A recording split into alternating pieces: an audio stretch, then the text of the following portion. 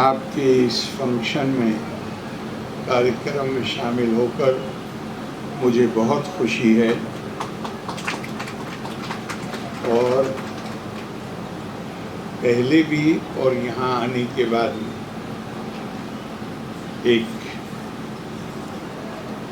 Standing instruction, एक मुस्तकिल एक हिदायत है कि तालीम शिक्षा से जुड़ा हुआ कोई भी कार्यक्रम हो और हमें निमंत्रण आए तो अगर कोई बहुत ही ऐसी मसरूफियत है जिसको टाला नहीं जा सकता तो अलग बात है, वरना मेरी ये हिदायत है कि प्राइमरी स्कूल से लेकर यूनिवर्सिटी तक अगर शिक्षा का कोई कार्यक्रम होगा तो मैं वहाँ मौजूद रहने की कोशिश करता हूँ।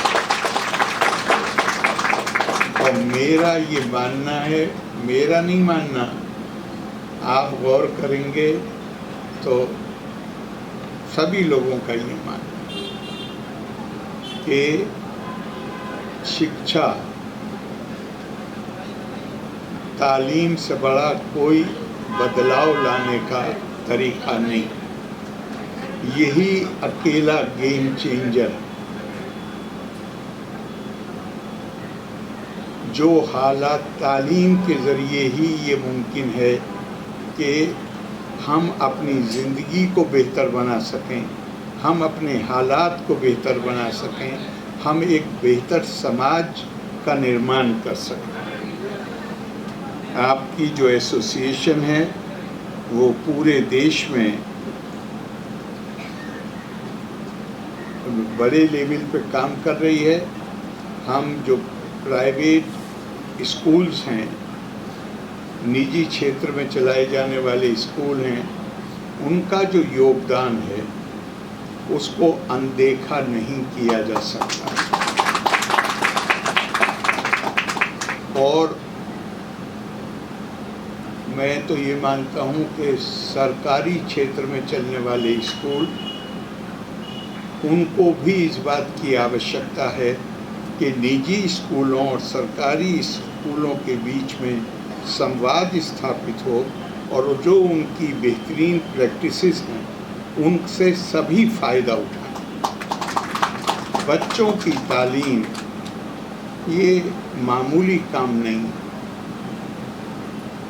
तारीख़ में एक नाम है,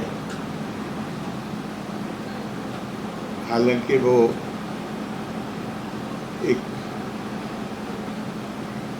फौजी सैनिक नायक थे, अलेक्जेंडर, जिनको सिकंदर आज़म कहा जाता है। तो उनकी जो सैनिक गतिविधियाँ हैं मैं उसके बारे में बात नहीं करूँगा, लेकिन उनका एक जुमला है जो कभी मैं भूल नहीं पाता हूँ। उसने कहा कि मेरे माँ बाप मुझे दुनिया में लाए और मेरे उस्तादों ने मुझे आसमान की बुलंदियों पर पहुँचाया। बच्चों को शिक्षा देने का काम,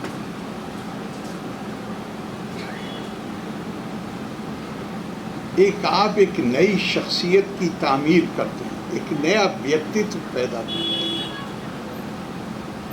और मैं ये मानता हूँ कि बल्कि मैं कुछ रेफरेंस देना चाहूँगा आपको पुराने हमारी तारीख़ से, हमारी तहजीब से, कि ये इसकी अहमियत के लिए आप चाहे जितनी लंबी तकरीरें करिए, अल्फाज नाकाफ़ी, ये इतनी अहमियत का काम।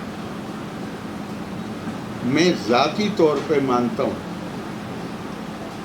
कि दुनिया का अगर कोई नोबलेस्ट प्रोफेशन तो वो उस्ताद का है, और उसके बाद अगर कोई है तो वो डॉक्टर हैं जो लोगों के दुख दर्द को दूर करते हैं। मगर बाकी हर पेशा सब हमारे उस्तादों की वजह से, शिक्षा देने वालों की वजह से ही संभव है। ہماری خوش قسمتی ہے کہ ہم اس ملک میں پیدا ہوئے ہیں جس کو دنیا نے علم کے گہوارے کے روپ میں دیکھا ہے۔ یہ گیان کی سنسکرتی ہے۔ اپنے منہ سے اپنی تعریف کرنا خوبی نہیں ہے بلکہ خرابی ہے۔ تعریف وہ ہے جو دوسرے کریں، اور میں آپ کو ایک مثال دیتا ہوں۔ 10ویں اور 11ویں صدی میں جب یورپ میں ابھی جسے رینیساں کہا جاتا ہے، پنرجاگرن کہا جاتا ہے، احیاء کہا جاتا ہے، دوبارہ اپنے آپ کو زندہ کرنا، ابھی اس کی شروعات ہی ہوئی تھی، لیکن اس وقت عرب ملکوں میں، اور اس کا مرکز بغداد تھا، وہاں پر علمی سرگرمیاں، بودھک گتیودھیاں اپنے عروج پہ تھیں، پراکاشٹا پر تھیں، اور اس وقت عام طور سے آپ لوگوں کو کہتے سنیں گے کہ عربوں کی مہربانی سے یونانی علوم محفوظ ہو گئے۔ کئی سو سال سے پلیٹو کی اکیڈمی بند پڑی تھی۔ ہارون رشید نے خط لکھا، اس وقت کے جو ایمپرر جسٹینین کو، جو بیزنٹائن امپائر تھا، اور اس وقت کے راجا کا نام جسٹینین تھا۔ اگر موقع ملے تو کبھی فلپ ہٹی کی کتاب پڑھیے گا، the history of the Arabs, بہت ہی مستند کتاب مانی جاتی ہے عرب تاریخ۔ تو فلپ ہٹی نے لکھا ہے کہ جب ہارون رشید نے انہیں خط لکھا کہ میں نے سنا ہے کہ آپ کے یہاں بڑا کتابوں کا ذخیرہ پلیٹو کے زمانے سے اس میں تالا ڈال دیا گیا ہے، اگر آپ ان کتابوں کو استعمال نہیں کر رہے تو ہمیں دے دیجئے کچھ اس میں سے۔ فلپ ہٹی نے لکھا ہے کہ 3 دن کونسل کی میٹنگ چلی، اور انہوں نے کہا کہ یہ اس وقت عربوں کا عروج ہے، ان کو نیچے گرانا ہے، تو انہیں تھوڑی سی کتابیں مت دو، یہ ساری فلسفی کی کتابیں دے دو، تو یہ اس میں الجھ جائیں گے۔ اور میں پھر فلپ ہٹی کا ہی ریفرنس دے رہا ہوں، اس نے لکھا ہے کہ کئی میل لمبا اونٹوں کا قافلہ تھا جس پر پلیٹو کی اکیڈمی کی کتابیں لاد کر بغداد بھیجی گئی۔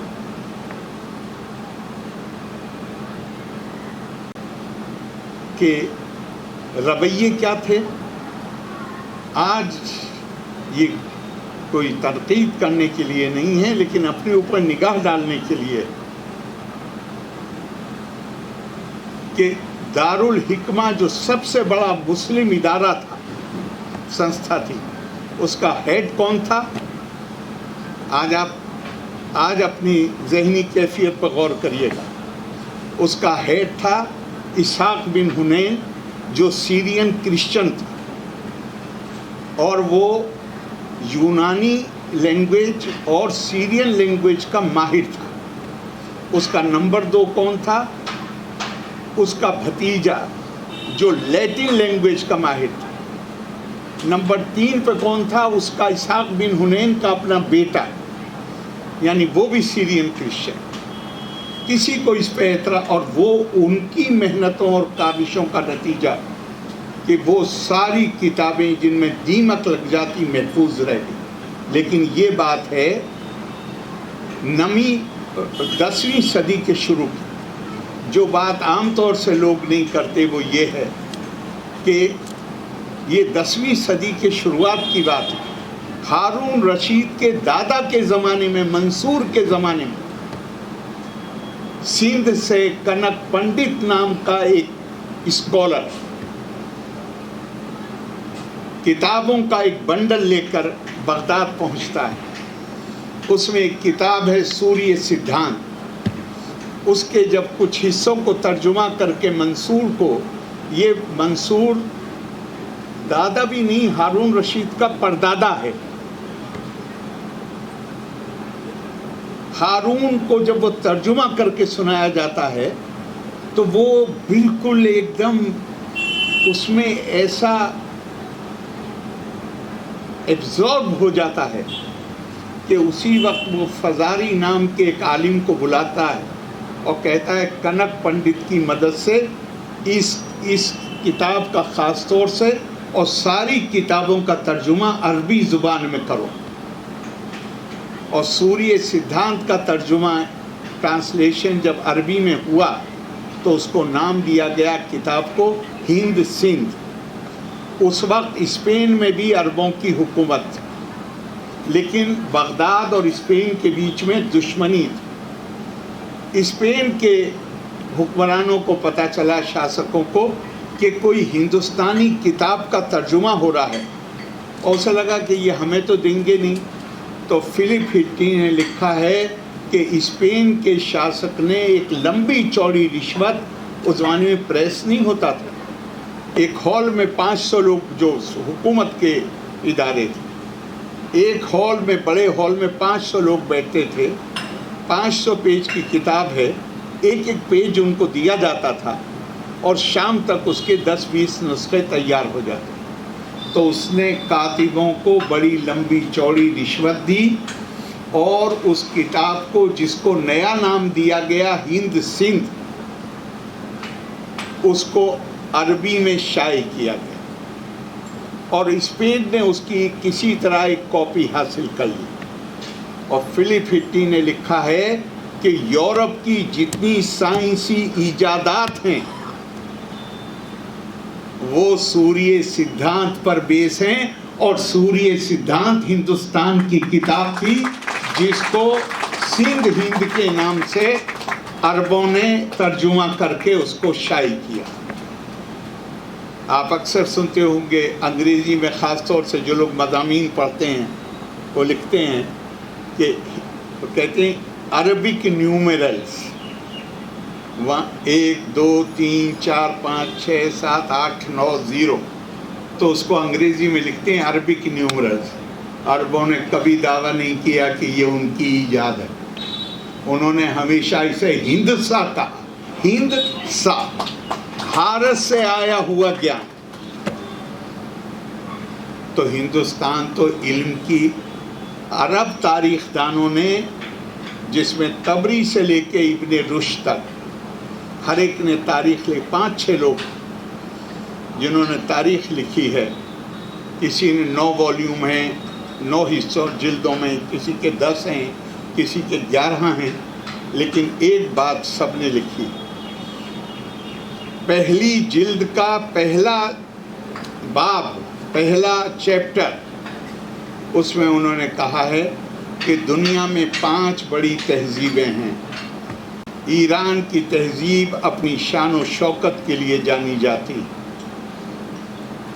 چین کی تہذیب اپنی ہنر مندی اور حکمرانوں کے تئیں اطاعت کا جذبہ اس کے لیے جانی جاتی، روم کی تہذیب اپنی خوبصورتی اور مہیلاؤں، خواتین کے تئیں ادارتا کے لیے جانی جاتی، ترک اپنی بہادری کے لیے جانے جاتے. اور آخر میں لکھتے ہیں ہندوستانی تہذیب اکیلی تہذیب ہے جو علم اور حکمت، گیان اور پرگیا کے سموردھن کے لیے جانی جاتی. اور یہ صرف انہوں نے نہیں لکھا، ان سے پہلے خود حضور صلی اللہ علیہ وسلم کی ایک حدیث جس کا اقبال نے منظوم ترجمہ کیا ہے، جو بچے اکثر پڑھتے ہیں، ہندوستان کا قومی گیت. اس میں ایک لائن آتی ہے، میرے عرب کو آئی ٹھنڈی ہوا جہاں سے. مجھے بھی یاد ہے جب میں یونیورسٹی میں تھا، یا اس سے پہلے بھی پڑھا تھا، یونیورسٹی میں غور کرنا شروع کیا تو میں نے سوچا کہ حضور صلی اللہ علیہ وسلم اللہ کے نبی تھے، ہندوستان روحانیت کی، آدھیاتمکتا کی سرزمین رہی ہے، شاید اس رشتے سے انہوں نے یہ بات کہی.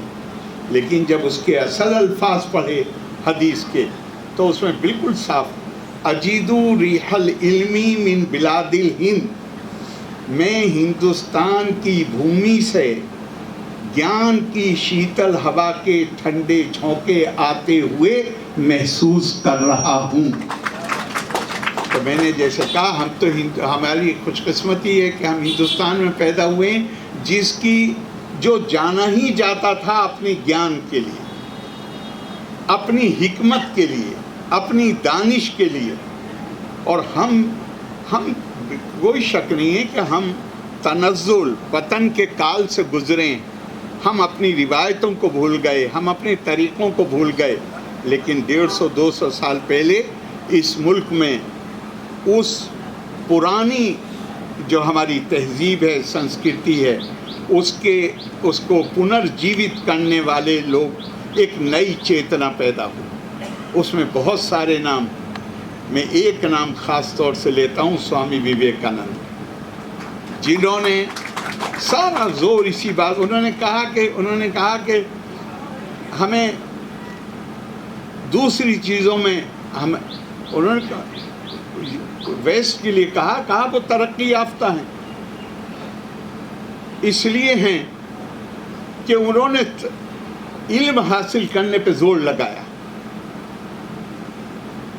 اور ہمیں کوئی بھی خاص طور سے سائنس میں انہوں نے کہا کہ ان سے بھی کچھ سیکھنے میں ہمیں کسی طرح کا تردد، کوئی جھجک نہیں ہونی چاہیے۔ ہمارے ہاں تو کہا گیا آنو بھدرا کیرتوو ینتو وشوتا، جو اچھے خیالات ہیں، انسانیت کو فائدہ پہنچانے والی چیزیں ہیں، وہ جہاں سے بھی ملیں وہاں سے لے لو۔ لیکن میں ایک بات آپ سے ضرور کہنا چاہوں گا کہ بچوں کی تعلیم دینے میں، خاص طور سے ان بچوں کی جن کو آپ تعلیم دیتے ہیں، ایک بات کا ہمیشہ دھیان رکھنا چاہیے کہ بلکہ میں کیا دھیان رکھنا چاہیے وہ میں بات کو کہتا ہوں، پہلے میں ریفرنس دوں گا۔ بہت مشہور شاعر، نام تھا خلیل جبران، سیریا کے رہنے والے تھے، امریکہ میں رہتے تھے۔ انہوں نے ایسی خوبصورت بچوں کے اوپر کچھ لائنیں لکھی ہیں۔ انہوں نے کہا کہ یہ بچے، تمہارے بچے، اگر تم غور کرو تو یہ تمہارے نہیں ہیں، یہ بچے تو زندگی کے خود زندہ رہنے کی جو خواہش ہے اس کا اظہار ہے، اس کی ابھیویکتی ہے۔ زندگی خود زندہ رہنا چاہتی ہے، اس کی ابھیویکتی ان بچوں کے مادھیم سے ہوتی ہے، یہ تمہارے نہیں ہیں۔ تو زندگی کو، جیون کو جیوت رکھنے کی ابھیویکتی ہیں یہ، انہیں تم دنیا میں لاتے ہو،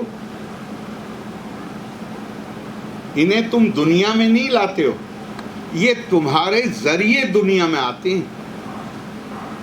حالانکہ وہ تمہارے ساتھ ہیں لیکن تمہاری ملکیت نہیں ہے، تمہاری سمپتی نہیں ہے۔ تم انہیں اپنا پیار دے سکتے ہو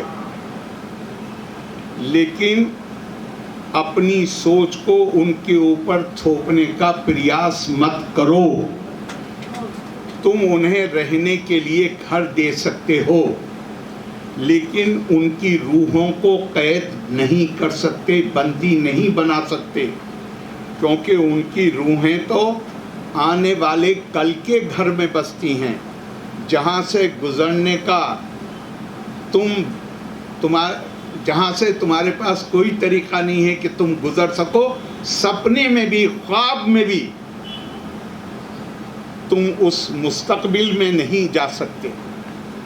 تم ان کے جیسا ہونے کی کوشش کر سکتے ہو لیکن کبھی ان کو اپنے جیسا بنانے کی کوشش مت کرو۔ اور مولا علی کا مشہور قول ہے، اپنے بچوں کی تعلیم و تربیت میں اس بات کا خیال رکھو کہ تم جس دور میں زندہ ہو انہیں جس دور میں زندہ رہنا ہوگا وہ تمہارے دور سے الگ ہے، تمہارے یگ سے الگ ہے،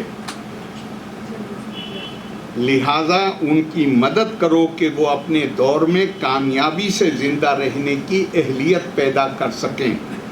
اس کے لیے ان کے اوپر اپنے خیالات کی چھاپ، اپنے وچاروں کی چھاپ ان کے مستشک پر ڈالنے کی کوشش مت کرو۔ گرودیو رابندر ناتھ ٹیگور نے بھی کہا کہ ہر نیا بچہ جو پیدا ہوتا ہے وہ ایک سندیش لاتا ہے کہ ابھی پرماتما، ابھی خدا نسل انسانی سے پوری طرح مایوس نہیں ہوا ہے۔ اور ہمارے ان بچوں کی خوبی کیا ہے؟ بچوں کی خوبی ہے کہ ان کے اندر معصومیت ہوتی ہے،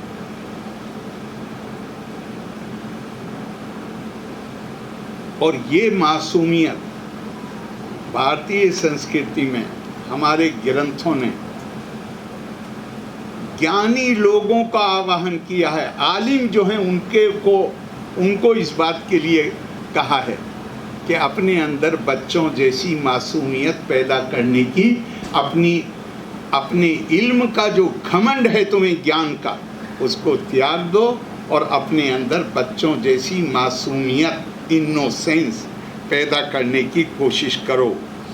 اور کہا ہے تسمات برہمنا پانڈتیم نرودیا بالین تشٹھا سے، اس گھمنڈ کو اس گھمنڈ سے اپنے کو الگ کر لو، اور تمہارا علم کارآمد ہوگا جب تم اپنے اندر بچوں جیسی وہ بھولاپن اپنے اندر لاؤ۔ یہ لاؤ گے تو انسانی قدریں، مانوی مولیہ اور آدرش زیادہ بہتر طریقے سے سرکشت رہ سکتے ہیں۔ یہ چونکہ مجھے یہ علم کا موضوع، گیان کا، شکشا کا، یہ مجھے بہت بہت بہت پیارا لگتا ہے۔ ہم بیٹھیں اس کے بارے میں بات کریں، اور ہر انسان کے اندر خواہش ہے اپنے حالات کو بہتر کرنے کی، وہ صرف ایجوکیشن کے ذریعے پاسبل ہے۔ اور میں یہاں سمن پورہ میں یہ میٹنگ ہو رہی ہے، تو میں آپ کو ایک بات اور کہوں گا، اس کے بعد میں بیٹھ جاؤں گا، کہ جس طرح ہندوستان کی تہذیب کو علم اور حکمت کی تہذیب کہا جاتا ہے، بعثت نبوی کا مقصد بھی کیا ہے؟ وَيُعَلِّمُهُمُ الْكِتَابَ وَالْحِكْمَةَ وَيُزَكِّيهِمْ۔ کتاب مطلب گیان دینا، حکمت مطلب وزڈم، پرگیا دینا، یہی کار نبوت ہے۔ اور اسی لیے اول دور میں، آج سے لگ بھگ 1300 سال پہلے، جو لوگوں کے اندر ایک بھوک پیدا ہوئی تھی علم حاصل کرنے کی، نتیجے میں کیا انقلاب آیا۔ اور جو روایتیں ہیں وہ ہمیں بتاتی ہیں۔ آج تو ہم نے کہہ دیا کہ یہ دنیاوی علوم ہیں، یہ دینی علوم۔ قرآن اس طرح کی کوئی تفریق نہیں کرتا۔ قرآن ایک ہی تفریق کرتا ہے، وہ گیان، وہ علم جو انسانوں کو فائدہ پہنچائے، منفعت بخش ہو، لابھکاری ہو، اور وہ جو انسانوں کو نقصان پہنچائے، غیر منفعت ہو۔ سورہ بقرہ پڑھ لیجئے، جادوگری کو کہا گیا کہ انسانوں کو علم ہے یہ، لیکن یہ فائدہ نہیں پہنچاتا۔ ان علوم کو حاصل کرو جو انسانوں کو فائدہ پہنچاتے ہیں۔ اور علم کی اہمیت کیا ہے؟ اطلب العلم لو کان بالصین۔ عربوں کے لیے چین سے امریکہ دریافت نہیں ہوا تھا، چین سب سے دوری پر واقع ملک تھا۔ اب چین میں مدرسہ تو کوئی تھا نہیں، یا تھا اگر ہو تو مجھے نہیں پتا، کوئی بتا سکے، لیکن حضور صلی اللہ علیہ وسلم نے فرمایا اطلب العلم لو کان بالصین، اگر چین بھی جانا پڑے علم حاصل کرنے کے لیے تو وہاں جاؤ۔ ایک دوسری جگہ فرمایا तफक्कुर साअतुन खैरुम मिन इबादतिन 70 सनतुन। 1 घंटा, 1 दिन, 1 महीना, 1 साल, आप साथ का जो भी तर्जुमा अनुवाद करना चाहें, एक साथ इल्म हासिल करने की कोशिश करना 70 साल की इबादत से अफजल है। खुद हुजूर सल्लल्लाहु अलैहि वसल्लम के बारे में पूछा किसी ने, माँ काना सिफतो ताबुदी, हुजूर की इबादत की सिफ्त क्या थी? आपने जिन साहब से पूछा गया जो नज़दीकी साहबी थे, उन्होंने कहा उजीबा बिअन्ना ज़ालिका बित्तफ़क्कुरि वल एतबार। कहा हुजूर की इबादत, अब अल्फाज पर गौर कीजिएगा, हुजूर सल्लल्लाहु अलैहि वसल्लम की इबादत ये थी कि वो चीज़ों की हैयत में गौर करते थे। अगर ये कागज़ उनके हाथ में होता तो ये सोचते कि कागज़ कैसे बना, इसके लिए कितनी लकड़ी काटी गई होगी, कितना पानी लगाया गया होगा, किस मशीनरी पे बनाया गया, इसको उन्होंने इबादत का दर्जा दिया। बित्तफ़क्कुरि वल एतबार, एतबार उर्दू में कहते हैं किसी पे यकीन करने को, अरबी में कहते हैं किसी प्रेसिडेंट के लिए, नज़ीर के लिए इस्तेमाल होता है एतबार। जैसे हमारे वकील लोग इस्तेमाल करते हैं ना, कोई मुकदमा हो तो पहले का कोई केस सेट हुआ हो, जजमेंट हो, उसमें कि उसको अदालत के सामने लाते हैं कि मिलते जुलते हालात थे, ये फैसला हुआ था, हमारे यहाँ उसको नज़ीर कहते हैं।